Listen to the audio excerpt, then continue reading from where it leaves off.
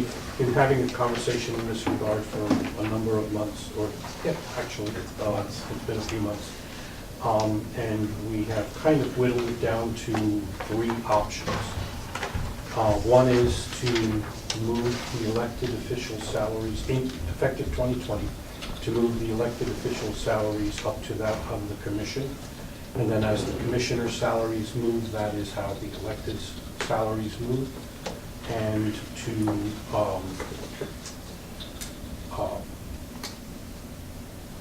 link the electeds at that point ongoing to where the commission's salaries are. Option number 2 would be to take the sheriff's salary in effective 2020, put the sheriff's salary at 5% of the undersheriff's. And option number 3 is to invoke a salary commission to recommend to the board salary levels for the commissioners and all of the elected officials. As we've discussed previously, Clallam, Skagit, and Cowlitz ties most of their electeds to the Superior Court judge's salary. That as an option had been ruled out. Cowlitz ties their sheriff's office to the district court judge's salary. And then what I have is additional information around what the salary levels are for the electeds, what the Superior Court judges' salaries are, and where our competitors are as far as salaries for the sheriff's office. So the question is what does the commission, what would the commission like to do in regards to setting these salaries for 2020? My opinion hasn't changed, but I'd like to hear from the other commissioner. Okay, again, I'm hoping that your guys' position will change and you'll come back to looking at the salary commission aspect of it, if we're going to do anything at all. Again, I want to remind everybody that we've worked real hard over the last several years to work with our unions and get parity amongst them. And we're doing the same thing that we did then now, where we're asking them to take 1.5%, 1 3/4, and 2% over 3 years. To give a big raise to the elected officials, I think would change and be a slap in the face for everything that we're doing with them to work with them as a team. To give an extreme raise to one particular elected official, again, how do we look at them in the face and say, we want you to take a haircut, but we won't, and the elected officials won't, that we're going to be so extreme on the numbers to be 39%, was it that you said last week, or 38? That's a huge increase. So I would ask you to consider, if we're going to do anything with the elected officials at all, that we consider it a salary commission based on the people from the county that are paying our taxes, basically our bosses, and give them an opportunity to tell us whether we deserve one or we don't. And as for the other raise, I want to make it clear again, when we're looking at our comparables, please don't think that we're all equal. We're not. We're the second smallest county in those comparables. Out of all those other ones that are in there, we're the second smallest, not the second largest. And that needs to be taken into consideration. The only other smaller one is Jefferson. And some of them are as much as twice our size, with twice our budget. So please give that some consideration when we decide to move things forward or not. Okay, thank you.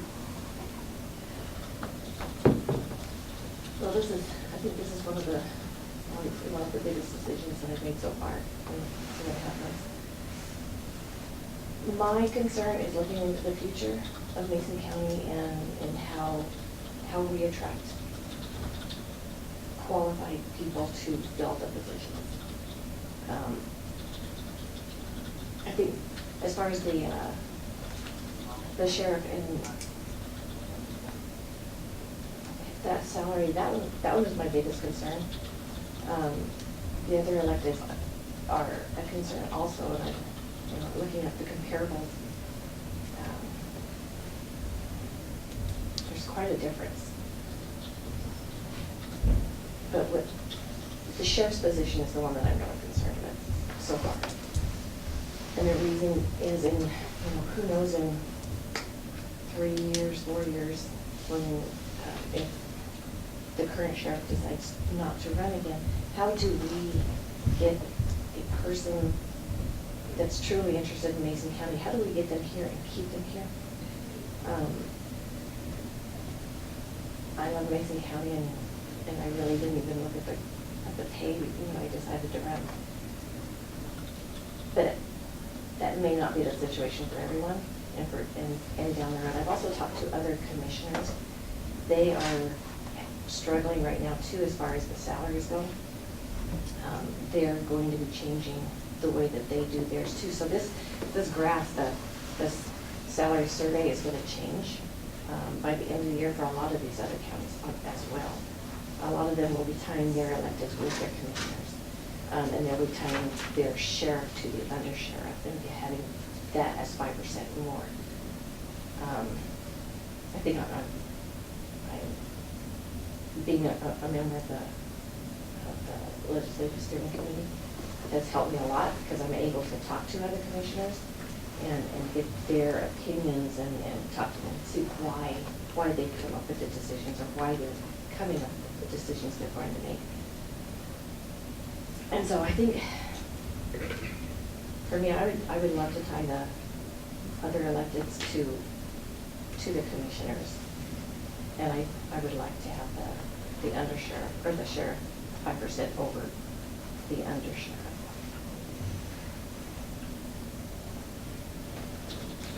Yeah, I started off by saying my opinion remains the same. I think if you look at the additional data that you requested and is in front of us, you'll see that what we're doing is not out of line with our comparable counties.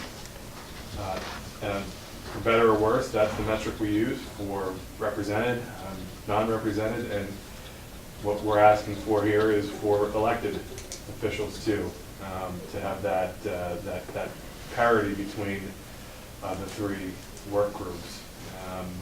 Part of the problem is that this has been an issue that has gone unaddressed, effectively unaddressed for a number of years, and I think as you come into office, you know you're going to have to deal with certain things, and some things you want to deal with and some things you don't want to deal with, but you don't always get to choose the issues that are unresolved that you have to face. I'm confident that by doing this, we can address this one particular issue and continue to work for increased parity. I appreciate the attempt to connect this to a union issue. We're talking about bargaining units that have dozens of employees in some cases, and this is certainly not an attempt to be disrespectful to them or that process. However, I think if the unions saw a salary disparity like some of the ones that we're looking at here, we have and would continue to work very hard with them to right that. And so, again, my opinion hasn't changed. In fact, I have compromised in order to get to this position from my original position. And if this is a bad plan, I haven't heard a plan that's better. And again, I disagree with what both of you are saying. I want to point out, if we do this, our sheriff will be the second highest paid sheriff in all those counties, of which the closest one he will be to is Skagit County, which has twice our population and twice our budget. Twice. Island County is close to us. They're still 15% larger than we are in budget and in population, and he makes $100 more a month than our sheriff does. Not 30,000, $100 more a month. With that, we take the second in size, smallest to biggest, and put them up on top. That doesn't make any sense.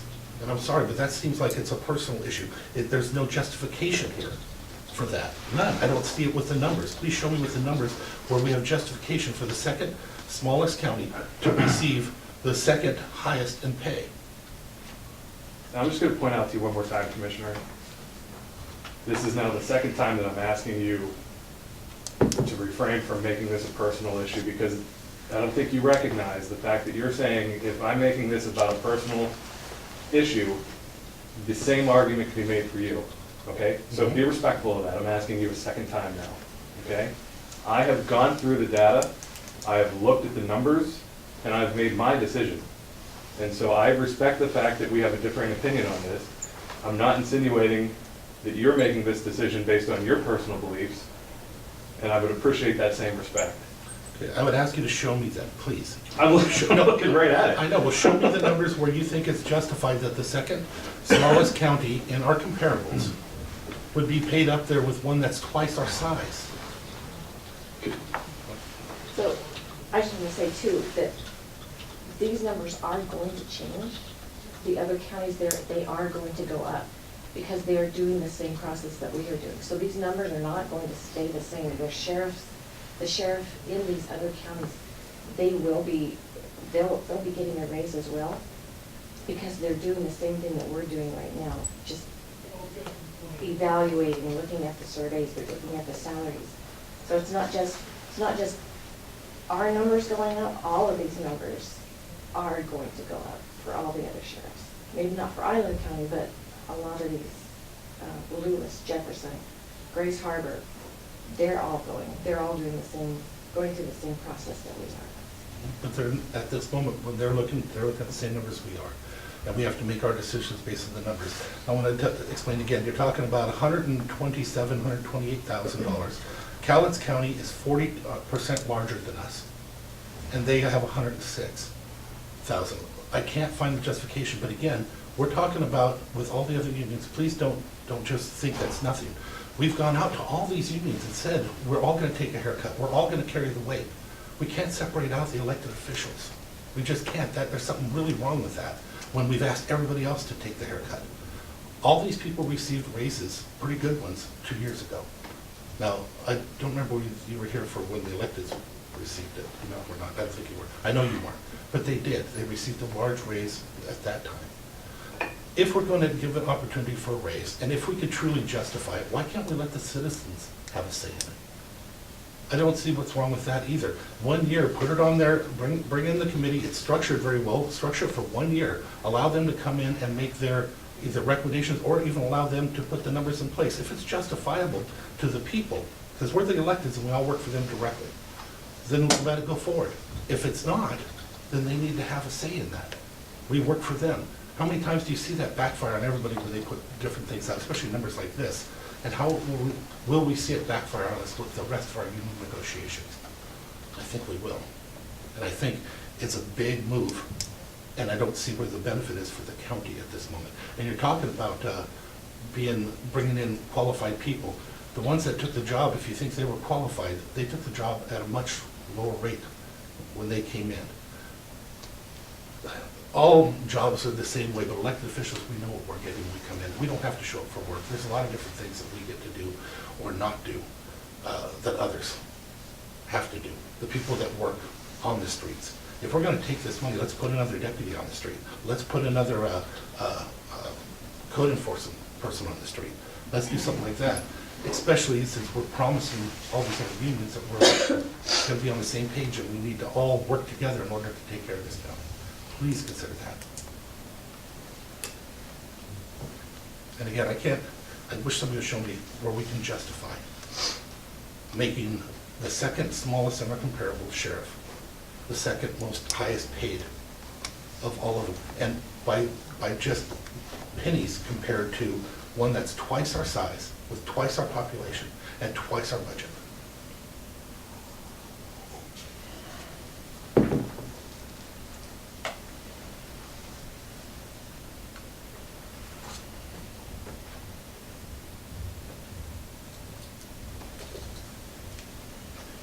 Okay.